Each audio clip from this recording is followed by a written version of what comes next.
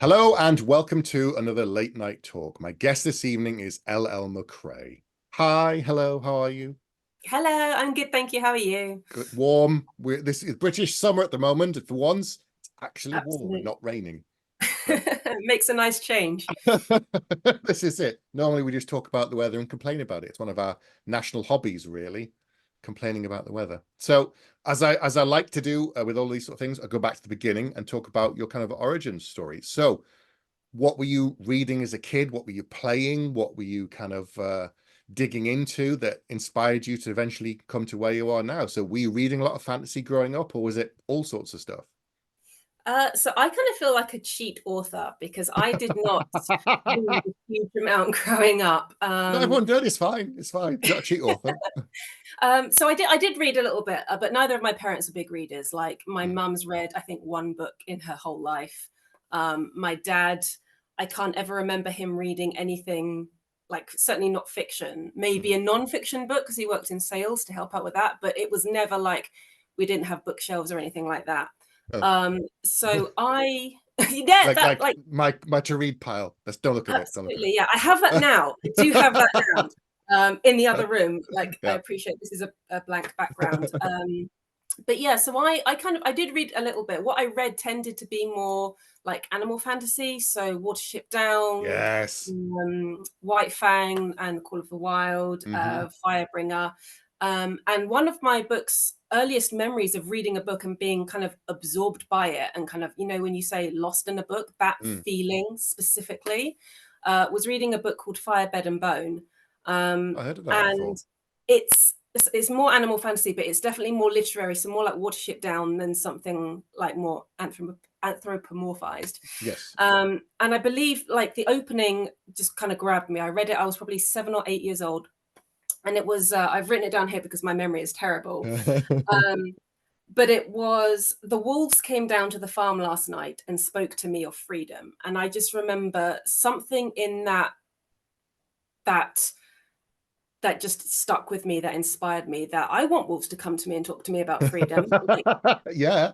I want to be taken away from this. And I was really, really drawn to the escapism of fantasy. So when I did read it, it was always fantasy. Mm, Um, like I grew up in a very volatile, sometimes quite violent environment. So getting away from that was like my goal. mm, And I think that's kind of what drew me to fantasy, the idea of freedom, the idea of escapism, the idea of being in a different world to what you grew up in, where anything can happen, when there's ancient magic, where there's adventures, where there's mm. powerful artifacts and all that kind of fun stuff. And that's kind of what definitely hooked me originally. um, and probably grew from wolves to dragons, which is another obsession of mine. um, and then a similar sort of age, I played a lot of video games, and Final Fantasy was a series that introduced me to like sweeping narratives and Mm, a large cast of characters whose backstories intertwined, and kind of really opened my eyes as to what stories could be and what storytelling could be and what kind of characters you could encounter, mm, because they had vastly different. You had 8 to 10 main characters, all very different personalities, different levels of confidence, different abilities, different places in the world. And I think that kind of period of my time when I'm sort of 7, 8 years old was where the fantasy hook got into me. And stories, even if it was kind of non-traditional because it wasn't books, but yeah. that's definitely where I kind of was like, oh, this is something I want to experience more. This is something I want to spend my time in. Yeah, because it's like t TV shows as well when I was a kid, and comics and games and board Yeah. games and card games, all of that fed in. It wasn't just, reading books. Like some people I've spoken to didn't get into fantasy until in their 20s, and then they're kind of Yeah. racing to catch up. And everybody has reading gaps. I still have reading gaps that I'm like, at some point I will get around to reading X, but there's so many books that are old ones I haven't read from the 60s and 70s up to the present. And then there's everything new that's coming out in the last 20 years I can't keep up with. So yeah, Yeah. it's a Yeah. constant race to try and keep up with the TBR. I Not, know. I haven't even read Lord of the Rings. I'm really bad. Like I have but that's it's an like, interesting twist though, because almost 99% of the people I speak to have, and it's one of their yeah. main influences. The fact that you haven't is quite an interesting thing because it kind of gives you a unique perspective. I think you're not falling back on the tropes that a lot of us have probably got as foundations because it's in the back of our Yeah. brain from when we were kids. Yeah, definitely. I started reading, I would say, more seriously and certainly more consistently in the last sort of 7 years or so. Mm. And I'm trying to go back to some of those classics that most people grew up reading. And it's kind of interesting because if you think about the books that you read when you were a child, they may not be what you like to read now, but because you've got nostalgia, you kind of like it maybe more. Oh yeah. Um, so I'm reading these classics and I'm like, I don't like this. Is there something wrong with me? Or is it just the rose tinted glasses? I can see the appeal a lot of the time. Yeah, this is it. Yeah. But yeah, it's one of those, I think, fundamental pillars that I feel like as a fantasy author, you should have in some regards, which is why I say I think I'm a cheat. But I don't. And like you, I'm just playing catch up and just kind of finding my reading jam. And I think as long as you're reading, it doesn't necessarily matter the specifics. There's no test at the end of life saying how many did you read? Well, you only read 3 of them and you didn't read Lord of the Rings. And so, you're not gonna Yeah. get into the pearly gates. So There's a lot of those kind of things on Instagram where they sort of say, list the 50 and then which of these 50 ones do you read? I never do them because I'm thinking, well, I may get to some of them eventually, but some like I don't. But you talk about the era as well, and whether it's rose tinted glasses, but some of it's generational. So some of the kind of the old classic sci-fis and speculative fiction, as they're called, I've gone back and read, and I think about the era in which they were created, and some of them hold up today, and they're fantastic. Like yeah. if you've not read it, Fahrenheit 451 is worth reading. I Mhm. think that is brilliant. Today, it works on so many levels. However, I went back and read Stranger in a Strange Land. Reading that today does not work for No. so many reasons. I read it and I was like, yeah, I understand the era in which it was written and sexual awakening in the 60s. But it just felt like to me like that extras sketch that Ricky Gervais did with Patrick Oh, Stewart. Have you seen that one? yes, Where I've he just seen goes, and then their clothes just come off. Reading Stranger in a Strange Land, that's all I could think of throughout the whole book. I was there going, so he's an alien, right? And he Yeah. just magics things and their clothes come off. I'm like, oh Mhm. no. People are going to think this Yeah. is what Star Trek is. This is what sci-fi is. Yeah. But, Very of its time. But like even my mum but says it's that. true.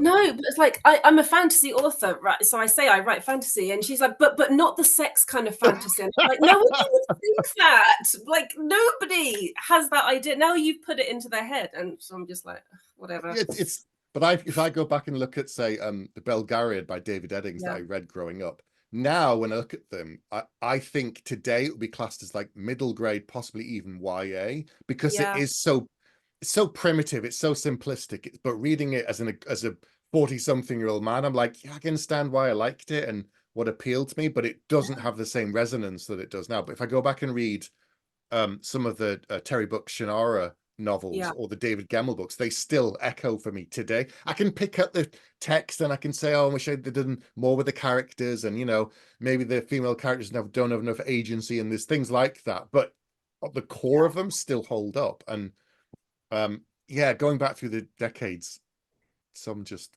they yeah. don't hold water. It's a journey. It's a journey. I read the first of Belgariad. I listened to the audio because I'm an audio reader primarily, Mm, and if I'm struggling with a book, then if I'm driving somewhere, then at least I have that whole car journey to get through more of it. yeah. And I remember thinking, yeah, it was good. Like I can see kind of where a lot of the modern stuff has come from. Mm-hmm. And I was talking to a friend of mine, and she said that she was shocked. I'm really sorry if there's Belgariad spoilers here, No, but you can, it's like 40 years old. You can spoil it and you can swear, so you're fine. at this, okay, fantastic. A lot more relaxed now.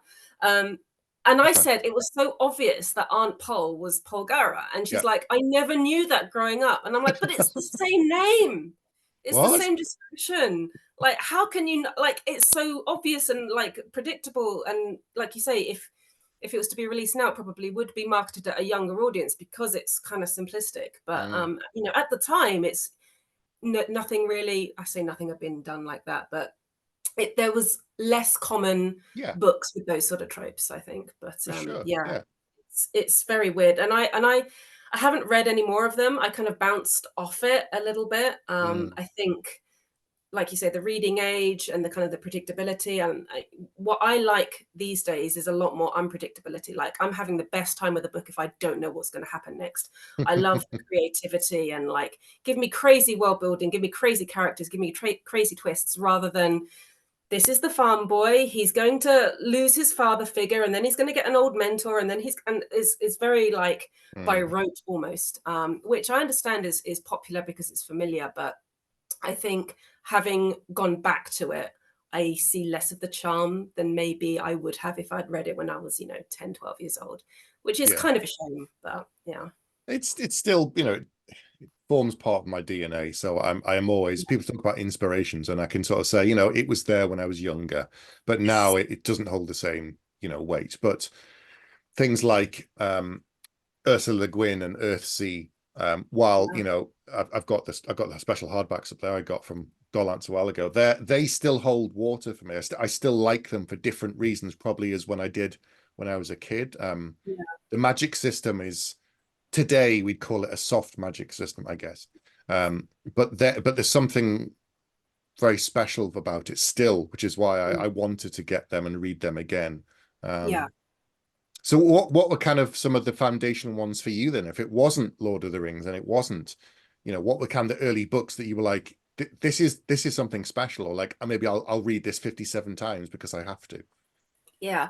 Another bad thing about me. You say, I don't reread. I don't do that. I don't reread. I don't. I want to. There's too many books. Yeah, I think because I'm also quite a slow reader, in like inattentive ADHD, like mind wanders, like sitting down to read a book is effort for me. Like, I have to get my weighted blanket and headphones on so I can just focus, which is probably why audio works for me a lot more. Yeah. Because I can do it while I'm cooking or cleaning or driving, and it's just dead space otherwise. So yeah, I don't reread books. I remember, like I mentioned, White Fang and Watership Down and books like that. Animals of Farthingwood, that was kind of it. That was like my youth. And I would just, it would, I don't know. I think I always found myself kind of drawn to, firstly, the fantasy because of the escapism. But also I think like the outsider characters, the sort of the non-human characters, which is probably why I was given a book as long as there was an animal on the front cover of it. It was just probably my nan would be like, oh yeah, you've watched this animated series, there's a book that it's based on, here you go. So I tended to read those. And then there was a big gap of reading, probably from about, it must have been secondary school, so like 12, 13, up until, like I said, 7-ish years ago, where I didn't really read at all because, school and life and things like that. I just didn't have time for it. So now that I read again, I read so slowly, and I really take my, like I'm reading about 40 books a year, which is not bad, but that's still quite a lot. It is, yeah. I'm trying to be proud of that and be like, well, you're enjoying it and it's fine, and you're doing some reading rather than trying to hit a goal or a target or something. I've talked about this. I think the gamification of reading isn't a good thing. I don't like it. I don't like that pressure to read more. I think it's, in terms of, from an author's perspective, it's something I shouldn't be saying. I should, yes, read more and faster books. But in terms of what I actually want people to get from my work, I don't think it's healthy, and I don't think it's good. It forces people to cook for quantity over quality, and whether or not, you skim through the book, and then if you didn't actually pick up what it was about, you just go online and read it, and then someone tells you what it was actually about. And I'm like, there's no kind of critical thinking going on in that case. I'd rather you read 10 books a year and actually get them than burn through and read 40 and go, well, I did 40, but the only 4 I only did 30, so I'm better this year. And I'm like, are you really?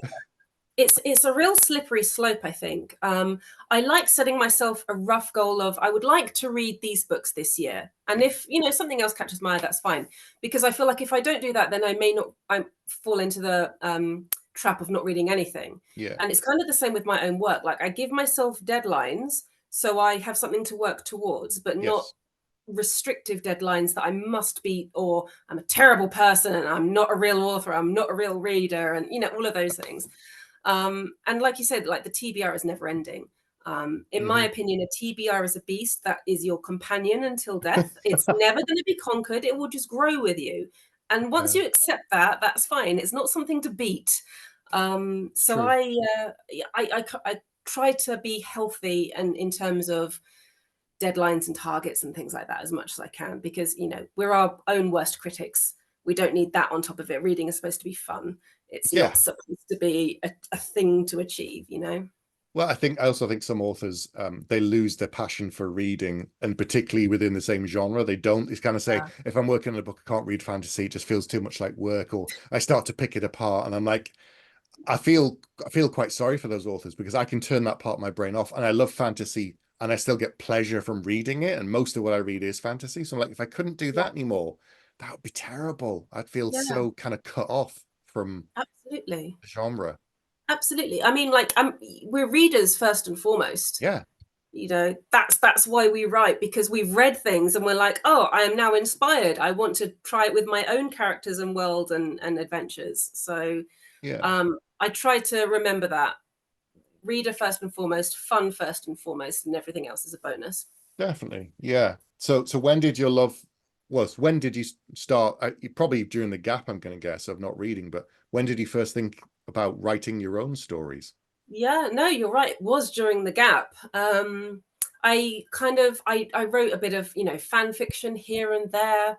I dabbled in role playing, but when it was all on forums. So you'd type a post of like 2,000 words, 3,000 words, like from your character in whatever universe, and then someone else would write their character's response, and you just do that. And I probably did like 3 or 4 million words throughout my teens of that, with people in, you know, America and Canada and what have you.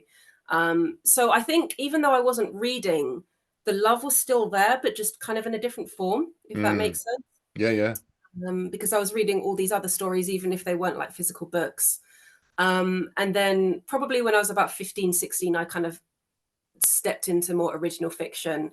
National Novel Writing Month was a big thing for me, massively, because I had the community, I had the little charts you type in your word count for the day and you see the arrow go up, and that kind of, it was like, oh, I'm now kind of getting dopamine from that, and like, even though people wouldn't read the words, it's like, yeah, I've done it, I've done something, I can share it, and I really enjoyed that.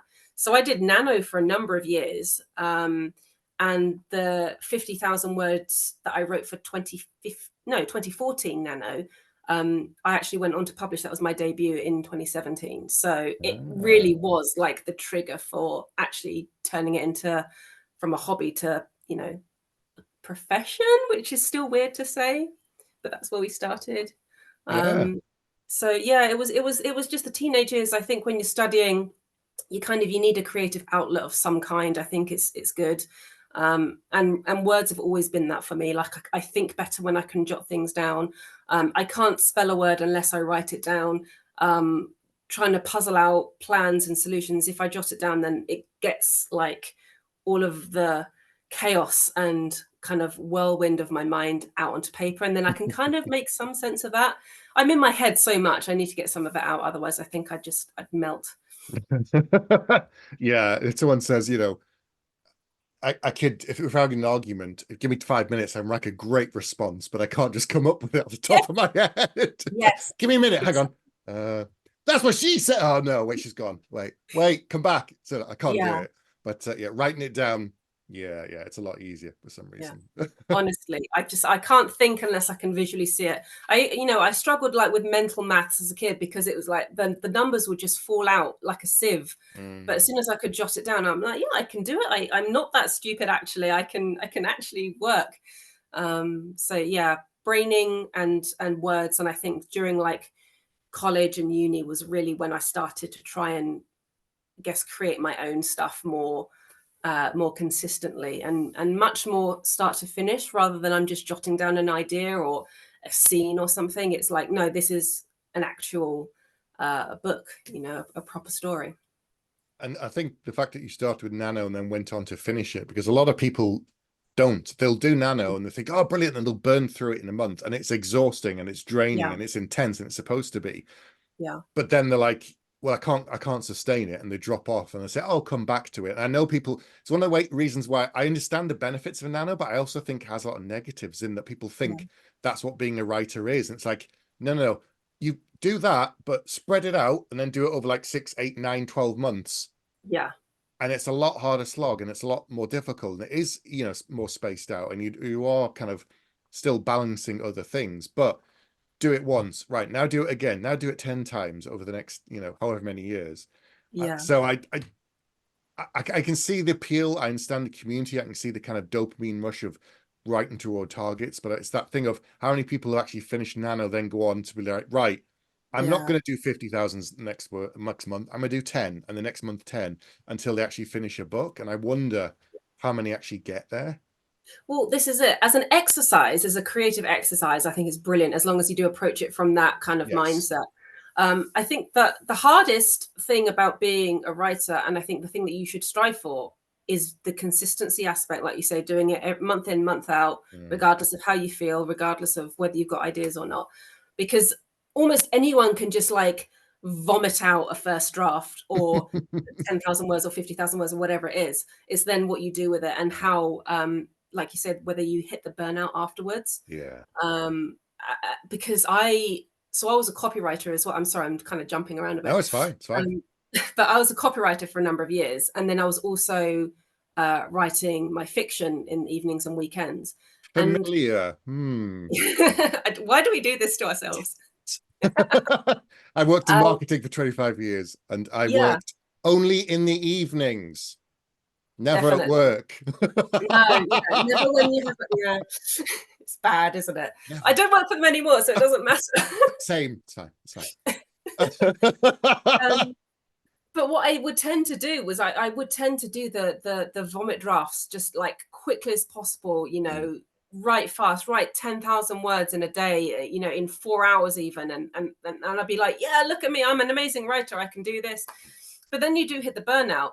And I think the tricky thing, and like we're saying about, reading being gamified and potentially being a slippery slope, is not holding yourself to something that's unsustainable. Because when I would then burn out, because I'm human, I would then beat myself up. I would like crucify myself. Like, how dare you not be able to do this every day? You did this last week. So clearly you're failing because you're not doing it this week. And I'm like, actually, what is sustainable? What is sustainable for me? Just because you had a good period of time where you could do that. Firstly, were those words any good? Honestly. And secondly, you can't do that all the time. Some people might, and they're exceptions, but you don't need to hold yourself to those standards. So I think so much of it has been like balancing what I can do, what I should do, carving out time for decompression, like, we were talking about earlier, because that's important. We're not ants. We're not supposed to be productive 1,000% of the time. So yeah, that's been tricky. And I think copywriting and working to deadlines kind of helped give me a framework that I could apply to my writing, which I never did, because I'm like, well, I'm working for myself. I must therefore work harder and longer and then burn out. So yeah, just trying not to do that is a daily struggle for me, I think. It's getting kind of on the conveyor belt in some ways, like, because you are working for yourself, and I'm writing books primarily for myself, but then they go out there, but you've still got to be, you want to be productive for yourself, but also because the market is so busy and there are so many books there, and we can't all be Harper Lee. No one could be Harper Lee, put out a book and then 50 years later put out another book. It doesn't work that way. If you drop off the radar for more than a few years, unless you're one of the very big boys and girls, the audience will forget about you. There are ways to sustain it and keep it going, but it's there again, it's more work. So some momentum is necessary. But it is finding that balance between burning out, taking a break, recharging the batteries, and then carrying on, which I'm still coming to grips with, like still working out now. I'm still not as good as I should be. I know that for sure. Yeah. And kind of what works for you 1 year or even 1 quarter may not work in the next quarter. And it's kind of being gentle enough with yourself to adapt and being willing to adapt instead of like trying to force, well, this is what I did last year and this worked last year.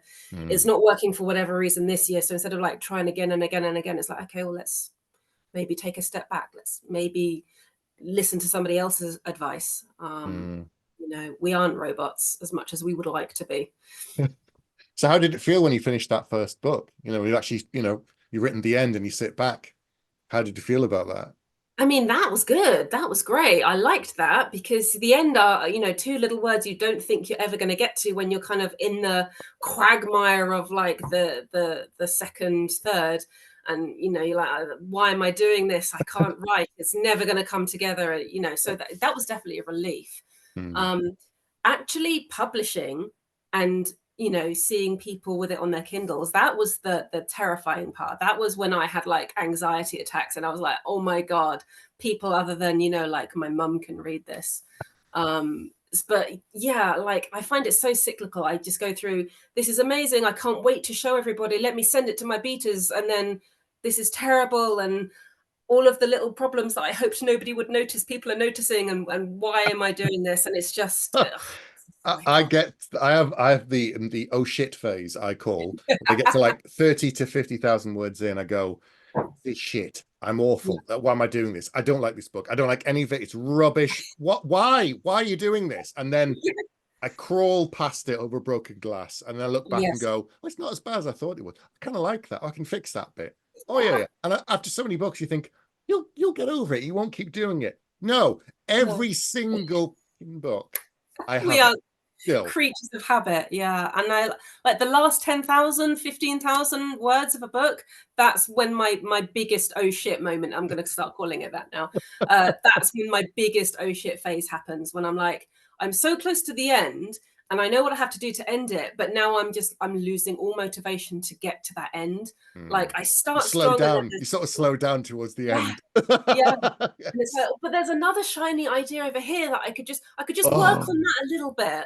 And that's not gonna, you know, take away. And then all of a sudden 2 weeks have gone by and you haven't finished it. And now you have just a bunch of like notes of random stuff that you hope will maybe turn into a story. So yeah, there's definite walls, but when you actually do finally hit the end, yeah, great feeling. And certain milestones as well, when you hit your 10,000 words, because then you're into five-digit word count.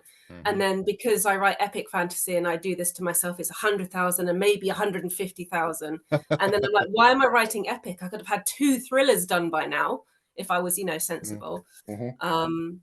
So yeah, there are certain milestones that I look forward to. I don't know, it's like chapter 10 and then it's 10,000 words, and chapter 50 and 50,000, like little things like that, little wins. You know, I'm looking for dopamine all the time. So I'm like, I have to like create it. I say this because people always say, you know, is it easy to write a book after a while? Does it get any easier? My thing is like, no, it doesn't. So it's that thing of, it's always a marathon. I know some people write faster than others and all the rest of it, but I'm not one of those people. I don't write super fast. You know, the fastest I've ever written a book is in 6 months. And that was because I was out of a job and it was COVID and I had nothing to do for 5 days a week. And I wrote every single day, like every single day for 6 months. But it's that thing, you have to get used to that. It's going to take time. And then once you finish that first draft, like, yeah, I'm done. No, you're not. You've got anywhere between 9 and a year of editing before it's actually ready. So yeah, you have to take the wins, I think, you know, as you go. Well, this is it. Like, so many people are like, are you going to celebrate when you finish a book? And I'm like, okay, well, what do you count as finishing it? Is it finishing like the first draft, the end? Is it getting the first lot of edits back? Is it capturing all those edits? Is it you know, the beta readers? Is it the final proofread? Is it the uploading? Is it the go live date? Is it the date that someone's written? Like, at what point do you celebrate? And it's just staggered. And if you have multiple books and multiple projects, you're just constantly juggling. And it's like, I don't know at what point I can stop, take a break, celebrate. So yeah, that's marathon. Constantly juggling. So were you always going to go down the self-publishing route? Was that a decision you made early on? Yeah, like I think when I was a teenager and I was always like, oh yeah, I'd like to write a book one day. I think trad was the only thing I was aware of. And I even bought 2 copies of I can't remember what it's called, but it's the writer's guide with all the yearbook. Yes, that one. Thank you. I bought it and planning on, you know, finishing my book, and then I didn't finish the book, so I bought the next year's one as well. And then I also didn't finish my book that year. And then I think that's when I started working in marketing. So I worked as just marketing communications. And then I kind of progressively moved into like content writers and then copywriters. And I worked with people who were far better at marketing than I ever would be. And I thought I can probably make a good go of it myself. When I kind of started to, when I think I'd finished the first draft and I'm like, right, I'm actually going to do something with it. I then started to seriously look into the paths. And then I think I just kind of binned off the idea of being trad at that point, because I just wanted to get it done. Yeah. And it's kind of, even if it wasn't perfect, even if it wasn't what a trad would probably publish, it was something to have completed, and then I can learn quicker and then move on to the next one and move on to the next one. And I think with a background in marketing, I thought I'd probably do as well as what a very middling debut would do at a very small publisher anyway. Plus I'd keep more money. So I thought, yeah, I'll try it. You know, I'll learn if it's something I want to continue with, or if I actually want to, you know, with my next series, maybe pursue a more traditional path. So yeah, I think once I finished the first book and I was serious about actually getting it out there, I probably just focused on self. I haven't even written a query letter. Like, I've never written a query letter, which I think is a good thing from how difficult it seems to be. Yeah, it's not easy. Yeah, synopsis is a close second, but yeah. Oh, I hate synopsis. Yeah, those are just pain points. Yeah, in every kind of cycle. Yeah. So when can you remember when people started contacting you then about that first book and seeing reviews and getting emails perhaps back from people? Yeah, gosh, What was it's that crazy. like? I mean, it still gives me butterflies. It genuinely does, and I don't think it ever wouldn't. And I think the day it stops is the day I need to stop writing. Yeah. Because so I worked as a copywriter for a chauffeur company, oddly, and it was a relatively small company. And I think I sent out an email to be like, hi, everyone, you might not know me. I work in marketing downstairs, but if you happen to like reading, here's a link to my first book. And literally, I would have people coming down from all departments, never spoken to them before, and they would just come down and they bought physical books from me. And that was amazing. And one of them, I think she was an account manager. She's actually one of my beta readers now. She's like, she just stuck with me, and like 17 books on, and she's still with me. And honestly, she's amazing. So that was the first big, ooh, that's quite nice. And then the second one was because I like to make things difficult for myself. It's a problem. I did a print run of 150 books of my first book. That was what I did. Instead of doing print on demand like a sensible person, I did a print run, and I went to a Comic-Con, and I pretty much sold out. And then those were my very first, I would say, fans that became super fans. And it's probably because you meet them face to face and you can have a chat, and they're like, oh, it's your first book. And you know, the kind of questions you're asking, what did you read? And oh, I like playing Final Fantasy 2, and oh, I like dragons as well, and that kind of thing. And then I would start to get emails following the show, and I'd be like, I met you at the show, and thank you for talking to me, and I've read the first 50 pages and I love it, or I've read the first 100 pages, or I finished it the day after. When is the next one coming out? And then I'm like, I wish you could write as quickly as you guys can read, because yeah. And then it just kind of, it was just kind of trickling on from there, you know, the people that would find it online and buy it. And then I would get emails just thanking me. And I'm like, why are you thanking me? I was just like daydreaming as a kid, and this is what I kind of was daydreaming about. And yeah, that's just, I will never get over that. And I feel really, really bad because I can't always reply to every single email. And I sound like I'm super popular. I'm not, but I can't always, and I wish I could, but it's so warming to think that someone has spent their own money on a book, which they don't have to. They've read it, which they don't have to. And then they've taken the time to contact me to say, thank you, or I've enjoyed it, or I liked this, or find out more. And I'm like, you don't have to do that. But the fact that you're doing it is, yeah, it's awesome. It'll never stop being awesome. I love it. Yeah, but also it's how much bandwidth you have. You can't always reply to every message and tweet and DM, and because it's just, you've only got so much time and so many, you know. so much time to put into everything, so you can't Yeah, always do it. And sometimes I miss things, and it's like, oh, okay, that was months ago now. Oops, you know. yeah, it would be Oh worse dear. by now than, yeah, we'll just, yeah.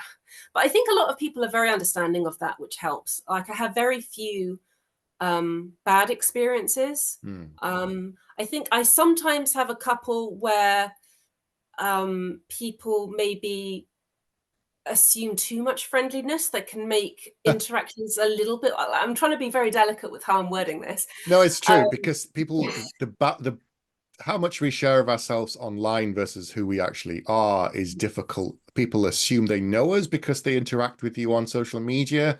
And I'm like, it's not that it's not me, but it's only a portion of me, and it's a version of me. And that people are, but you've seen things on TV and films are like having an awesome day, and in reality, their life is not nearly as great as people show on no, social media. So no, there's an over familiarity that I think social media has lent to everybody, celebrities, yeah, all the way down to us.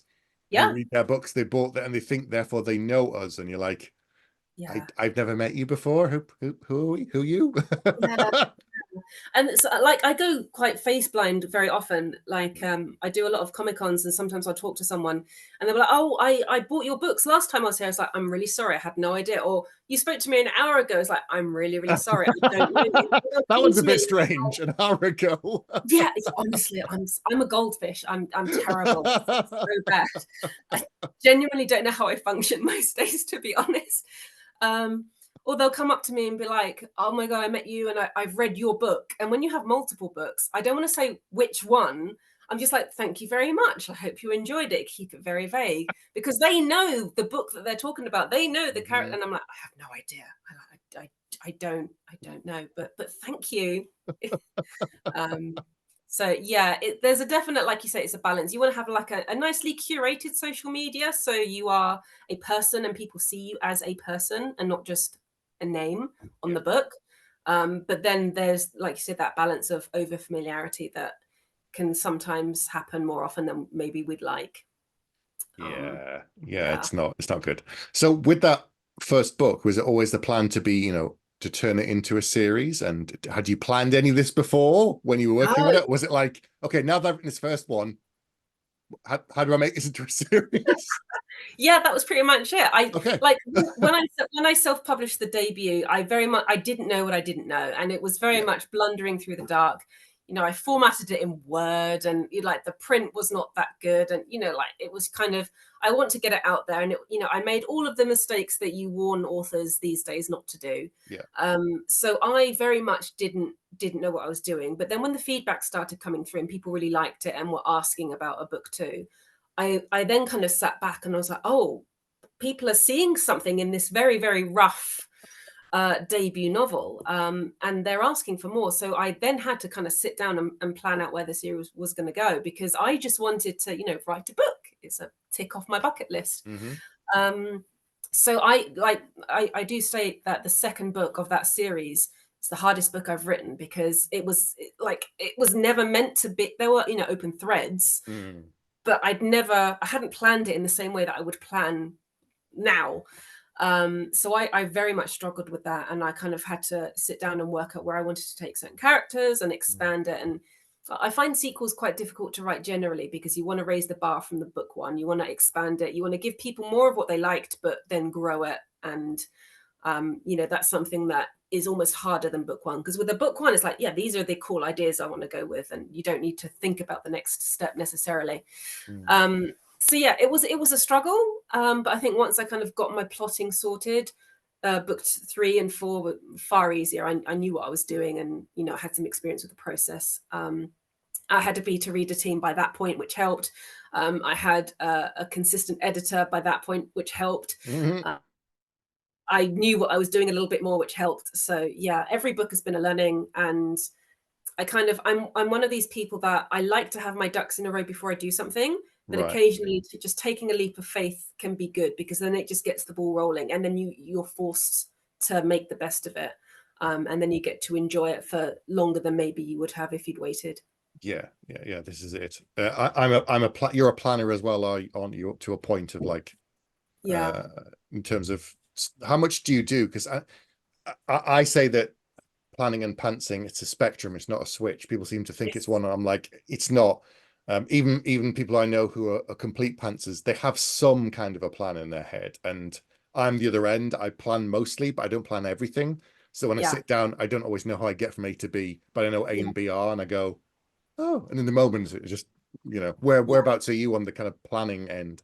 I'm pretty much the same as you, to be honest. Okay. I like to have my guidelines so I know roughly where I'm working towards, but I don't want to be restricted by, meticulous levels of detail. Yeah. So what I tend to do is I'll do like the overarching plot, and then, I'll do like chapter by chapter. I know what should happen. But then as I'm writing it, if an idea takes me, if I have a light bulb moment, I'm going to follow that. And that's when, you get the best writing done, I find anyway. Same, most writing. Because that's like the muse talking at that point, isn't it? It's like you've been given the foundation and now you can springboard to the next thing. But I like to kind of know roughly where I'm going. Otherwise, I'll write myself into a corner, or I'll just run out of steam. So guidelines and kind of like story beats. There might be certain things that I know specifically how I want to do them. And quite often when I'm having a day where I'm struggling, I will, even if it's, a few chapters ahead, I'll do those bits because I can kind of visualize it clearly. Right. And just getting that done will often get the creative juices going and give me the motivation to go back to where I was, maybe stuck or languishing, and then kind of do that. So I do bounce around quite a lot. I used to think, no, you must write chapter 1, then 2, then 3. And no, as long as you get to the end at some point, it doesn't matter. And you can tidy everything up with editing anyway. A first draft just has to exist, however that gets down. This is it. Yeah, guidelines for sure, rather than like strict outline. Yeah, I think it's what works for me. Other people, as we said, are a lot more kind of by the seat of their pants. Yeah, I'm in awe of those people. Yeah, I can't do it. I've tried it in the past. I did a whole novel that way, and it was awful and could not be salvaged. It's absolute chaotic mess. I didn't even show it to anybody to be read. I'm like, no. I junked it. I was like, no way. It's practice. It was all part of my learning process for what works for me with my process. It's fine. It's part of the journey, I think. So talk to me about your current series now, Dragon Spirits, which is a trilogy. And I have here ready prepared. Hey, look, everyone. It's the broken binding version. Yeah. Look how shiny it is. Look how shiny the gold is. God. This is a broken binding special edition. Anyway, tell me about the series and tell me about this first book. Yeah, I still like you said, when you get an email from someone, I still get butterflies when I look at that. It's crazy. So yeah, I'm like, if it wasn't for like people like you holding the physical book, I would be convinced it was a dream. Those end papers, so good, so good. I know. Anyway, sorry. Tell me about the series. Hey, please do wave it around. I love it. So my debut novel went on to be a semi-finalist in SPFBO 4. My first book in the Dragon Spirit series, the Iron Crown, which looks a lot the standard one, which is still pretty but less shiny. This was a finalist in SPFBO 7. So whether you say it's a marked improvement or it was just lucky, bit of both. It really is. It's a great contest, but there's so much luck involved. That finalist nomination opened a lot of doors for me. And by the way, SPFBO 10 is like opening imminently. Like days away. Yeah. Go for it or follow it if you haven't already. It's amazing, great community. Taught me a lot. So having it be a finalist opened a lot of doors. The Broken Binding actually stock the paperback. So you can actually buy signed copies of this exact version from them. Yes. I'll put a link down below if you can find it. Thank you so much. So they posted when they were still very small, which seems like a lifetime ago considering how amazing they are now. They opened like an indie page and they stocked self-published books. Iron Crown was one of them. They tweeted about the top 5 best-selling indie books for the past year, and the Iron Crown was on that list, which blew me away. If you've seen the tweet, Ryan Cahill's Blood and Fire was on there as well. So it was Illborn, and they were the first 2 TBB press books. So clearly something was brewing, and I just didn't know it at that point. And they basically contacted me, said, it's a really popular book. We'd really love to do a special edition. Would you be up for that? I'm like, hell yeah, absolutely. And, you know, it took about a year of kind of fine tuning details, getting artists, figuring out how we wanted to do end papers, where we wanted the illustrations to go, and, you know, the whole rigmarole of the printing during paper shortages, which isn't fun. And then they made it. They made that. They look, it's right there. It's a real thing. Yeah, it's it. I have it here. I do. You know, so I got to work with Felix. I have one of his covers. You know, he's arguably one of the best She's illustrators amazing. Yeah. in the business, and I have a cover by him. I was able to find another illustrator, Isa Backhouse, who did the interior artwork. So she's done 4 full color spreads, which is in the books. Obviously, Katrina very kindly designed those gorgeous end papers, and it was a whole process, and it was literally because of, I think, SPFPO opening those doors for me. But then I wouldn't have gone for it had I not had success with my debut. So it's kind of like, if you look back, you can see all the stepping stones to what's created here, even though it does feel like an overnight success and luck and things like that. But there's a lot of hard work that's gone on behind the scenes.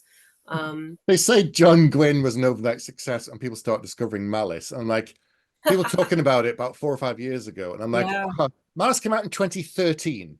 Yeah, that's 11 years ago. Overnight success in 11. I don't think so. The dude had 7 books out before people discovered him, and I'm like, anyway, that's a lot of work and a lot of time. Anyway, tell me about the story of Iron Crown, because I haven't read it yet. It's on my TBR pile. Tell me about the world, and tell me about the trilogy. Absolutely. So I apologize for getting distracted. My head really is a sieve. Do it. It's okay. So I'm obsessed with dragons, basically. So I write about dragons mostly. They're in every book I write, in every series. And this series is rather creatively named the Dragon Spirit series. So it's set in a magic-drenched world. When I read a lot of the old fantasies, it's always like magic is fading, or magic has been gone, or we're trying to bring it back and stuff like that. No, I wanted to be in the thick of it. I wanted enchanted forests and singing water and floating cities and all that kind of thing. So it's set in a magic-drenched world. And the way it works is, wherever there is an abundance of life, like a forest or a lake, or an abundance of a particular material like iron or gold, a spirit will form. That spirit is always in the form of a dragon. And they're kind of like guardians of their little domains. They can bless or curse people as they see fit. Many of them are quite grumpy. They all have personalities. They all have their own kind of desires and wants. And they are largely considered spirits of life. On the opposite end, we have spirits of death. Because there has to be a conflict. So you have the dragons basically against the spirits of death. And the story follows all the people caught in between. There's the amnesia trope, which you may or may not like. A young man wakes up, no memory of anything other than his own name. He finds himself face to face with one of these dragon spirits. And he's trying to figure out who he is, where he comes from, and whether or not he's actually maybe been blessed or cursed by the death spirits instead of the life spirits. And there's a whole trilogy that kind of explores that journey. We've got the standard classic feeling quest. You've got a ragtag group of people thrown in together and found family, multi-POV, messy family dynamics, of course. You've got epic battles. You've got multiple dragons in different forms. They've been done to death. Millions of people have written about dragons, so I'm trying to do my own little twist on them. And yeah, it's a fantastic trilogy. I'm having a lot of fun with it. The sequel came out last year, and I'm hoping to finish the trilogy next year. But don't hold me to that, because of the aforementioned oh shit phases that are inevitable. There is also a prequel novella as well. Excuse me. And I'm planning on writing some shorts to follow maybe some of the side characters that people really like, because even though it's epic fantasy, there are only so many pages. There's only so much story that you can fit in without it getting kind of bloated. And I find writing shorts and novellas is a really cool way of adding to that and staying in that world without taking away from like the central story. So that's one thing that I'm also going to be doing next year as well. So if you enjoy the series, you like the universe, you want to see more dragons, more details of characters maybe that are mentioned, then they will be coming soon. Cool. Okay. I'll put a link down below to your website where people can find the novella and other stuff too. Thank you. But so where can people find you in the next, well, few months, events coming up? What are you doing in the rest of this year?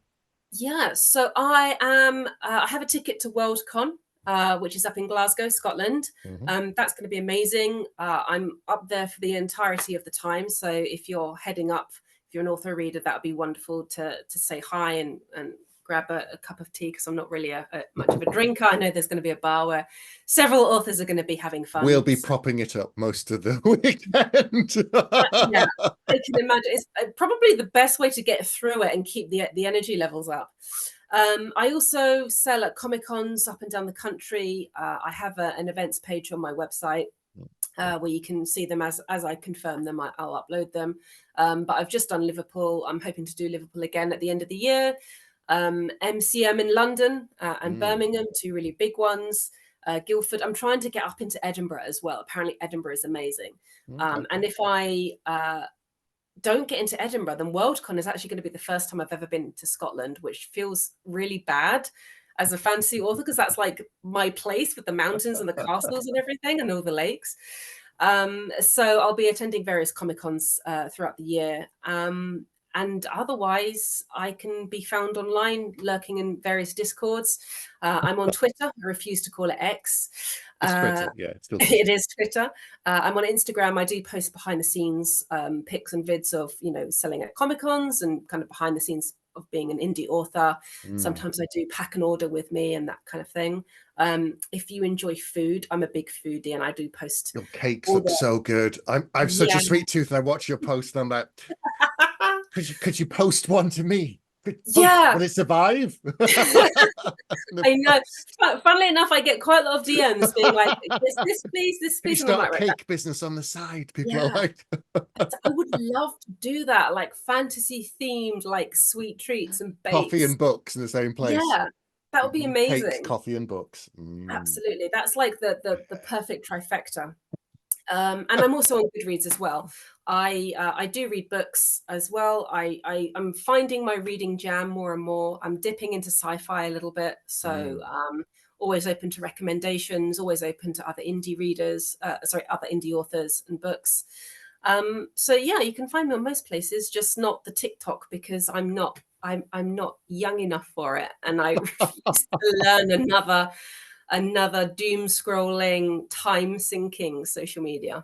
Yeah, I'm not nearly young enough to be on TikTok, and I don't have the thing that a lot of people have on there, which is pep. I lack pep. So yeah, it's not for me in any capacity. No. So. Yeah.